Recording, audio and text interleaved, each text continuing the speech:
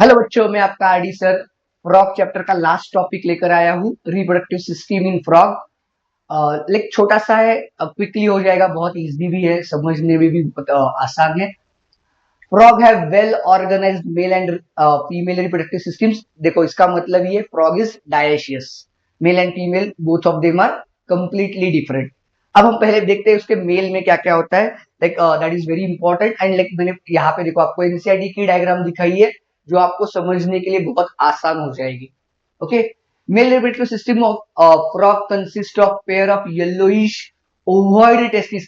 Shape देखो यहाँ पे उन्होंने दिखाया हुआ है, ये देखो ये ओवॉइड दिख रही है यहाँ पे, और यहाँ पे ये ovoid testis which are found attach to the upper part of kidney. देखो यहाँ पे वो अटैच भी है किडनी को। हाँ, आप लोगों को दिखाई देगा how it is attached. This is again very important. With the help of peritoneum और the double fold of peritoneum that is called as mesorchium. उसको क्या बुलाएंगे हम लोग? मेसोरस्टियम बुलाते हैं। ये जो फोल्ड दिख रहा है आप लोगों को यहाँ पे देखो ये जो फोल्ड जिसकी वजह से ये किडनी के साथ अटैच है उसको बुलाएंगे हम mesorchium, double fold of peritoneum. याद रखो double fold, it is not single. Correct incorrect statement में पूछा जाता है।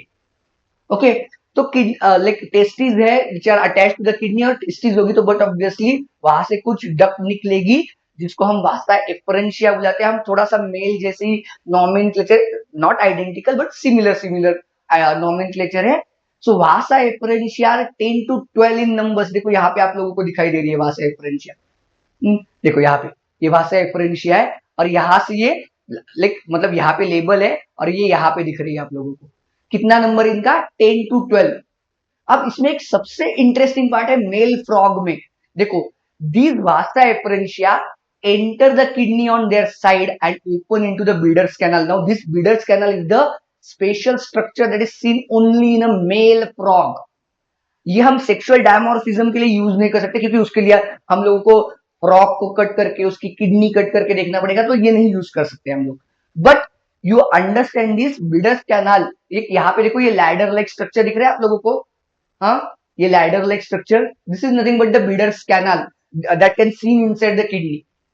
हाँ, फाइनली ये बिल्डर्स कैनाल ओपन होती है, यूरिनोजेनाइटल डक्ट है हमारी यहाँ पे देखो, लाइक फ्रॉग की यूरिनोजेनाइटल। मेल फ्रॉग में वापस देखो दिस इज यूरिनोजेनाइटल डक्ट। इसका मतलब क्या होगा मुझे बताओ, कमेंट करके बताओ कि यूरिनोजेनाइटल डक्ट का मतलब क्या है। मुझे मालूम है आर्म्स के स्टूडेंट्स को सबको आ जाएगा, देखते बाहर के लोगों को क्या होता है। Finally, it communicates with the urinary duct that comes out of the kidney and opens into the cloaca। अब देखो हम लोग एम्फीबियंस के बारे में बात कर रहे हैं, इनके पास तीन सिस्टम का एक कॉमन ओपनिंग है। आप लोगों में से बहुत लोगों ने प्रीवियस एक वीडियो में मुझे क्लोएका का मतलब समझाया है, आंसर दिया गया है, मैंने भी आपको बताया था। सो लाइक मुझे मालूम है बहुत लोगों को क्लोएका का मतलब मालूम है। So it opens into the cloaca. देखो यहाँ पे आप लोगों को क्लोएका है एंड ये दिख रहा है क्लोएकल एपर्चर। एपर्चर ओपनिंग है।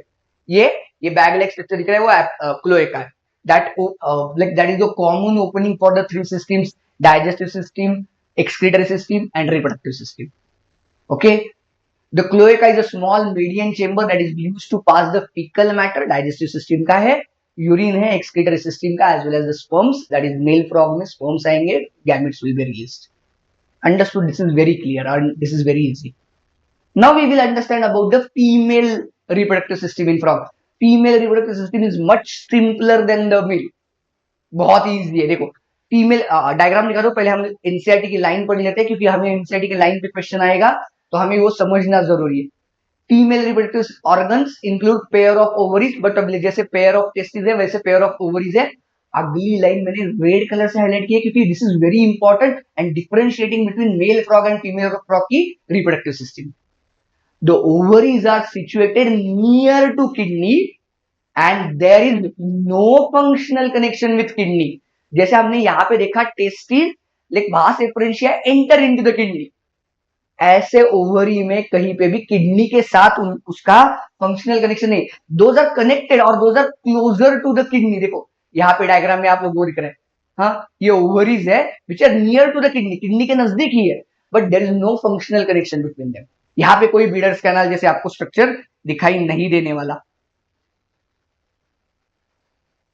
They form ovaries and open into the cloaca separately. यहाँ पे डायग्राम में देखो आप लोगों को दिखाई देता हूं। देखो ये जो ओवरी है ये पूरी की पूरी ओविडक्ट बनाकर क्लोएका में ही अल्टीमेटली क्या हो रही है, ओपन हो रही है, पर separately. It is not at all connected with this ureter. ये यूरेटर के साथ कहीं पे भी फंक्शनली कनेक्टेड दिख रही है क्या, नहीं दिख रही है। दिस इज डिफरेंस, याद रखो, जरूरी है।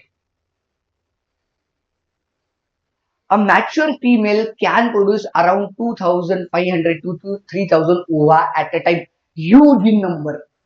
2,500 से 3,000 ओवा एक साथ रिलीज करती है। अब आप लोगों को थोड़ा सा एनिमल किंगडम के कैरेक्टरिस्टिक याद आए ना तो आसान होगा। देखो हम लोगों ने देखा है एम्फीबियन के केस में fertilisation is external, so female releases this ova in a water body, so they require water for the fertilisation.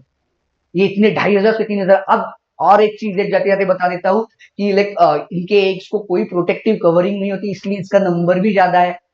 हाँ, fertilization is external दिया है and takes place in water। Development involves a larval stage, that is tadpole, that means it shows the metamorphosis। Animal kingdom में हम लोगों ने ये देखा हुआ है कि मेटामॉर्फोसिस जो दिखाता है उसको इनडायरेक्ट डेवलपमेंट बुलाते हैं, that shows the presence of larva. Larva जैसे एक स्टेज आती है। Tadpole undergoes metamorphosis to form the adult. एक छोटी सी चीज बताता हूं, अभी बहुत सालों से ये कभी पूछी नहीं गई है, पर ये मेरे 12th के टाइम पे बहुत इंपॉर्टेंट चीज थी। For the Metamorphosis thyroxine hormone is very important. शायद मैंने ये जब बाकी आपको न्यूरल और केमिकल कंट्रोल बताया था उस वक्त में भी मैंने बताया, पर वापस एक बार बताता हूं, मेटामॉर्फोसिस के लिए थायरोक्सिन हार्मोन इज इंपॉर्टेंट। इतना छोटी सी चीज याद रखो, ये इस पे शायद क्वेश्चन आया नहीं है पर आप लोगों को मालूम होनी चाहिए। आप लोग मुझसे पढ़ रहे हो, आपको एक्स्ट्रा नॉलेज होना ही चाहिए। Okay, frogs are beneficial to mankind। frog is the only animal, if you remember, कि ये कैसा है, this is prey as well as predator. ये फूड चेन में फ्रॉग का जो है ना role, frog eats what, insects.